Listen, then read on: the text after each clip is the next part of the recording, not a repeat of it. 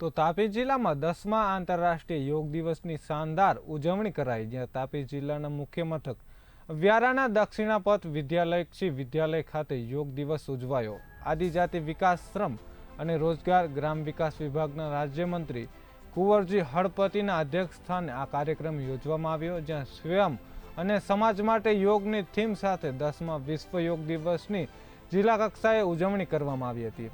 જ્યારે તમામ તાલુકાના મથક, ગ્રામ પંચાયતો, શાળા કોલેજો અને 2 ઇકો ટુરિઝમ સાઇટ આંબાપાણી અને પદમ ડુંગળી ખાતે યોગના વિશેષ કાર્યક્રમો યોજાયા, જેમાં અંદાજિત 20,000થી વધુ લોકોએ યોગમય બન્યા હતા। સાથે જ સરકારના યોગ સંબંધિત જીવન પ્રસારણ કાર્યક્રમને પણ નિહાળ્યો હતો।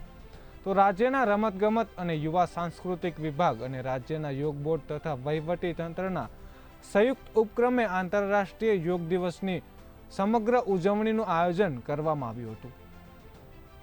આજે વિશ્વ યોગ દિવસ તરીકે સમગ્ર વિશ્વની અંદર આપણે ઉજવી રહ્યા છે।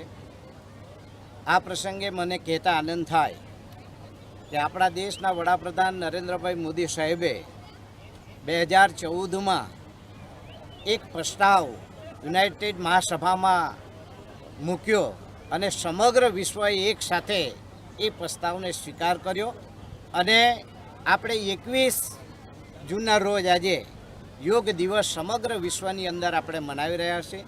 યોગા કરવાથી આપણું તંદુરસ્ત ખૂબ સુખમય અને સુખાકારી નીવડે છે અને યોગના કારણે અનેક આપણા શરીરોમાં જે રોગો ઘર કરતા હોય તે પણ દૂર થાય। એમાં ખાસ કરીને ડાયાબિટીસ છે, પેટની બીમારીઓ છે, એ બીમારીઓ પણ દૂર થઈ શકે અને યોગા કરવાથી આપણે ખૂબ શાંતિમય રહી શકીએ અને સાથે સાથે સ્વસ્થ રહી શકીએ એવો આજનો દિવસે હું આપ સૌને અહીં ઉપસ્થિત રહ્યા માટે બધાને પણ આજના દિવસે શુભકામના પાઠવું।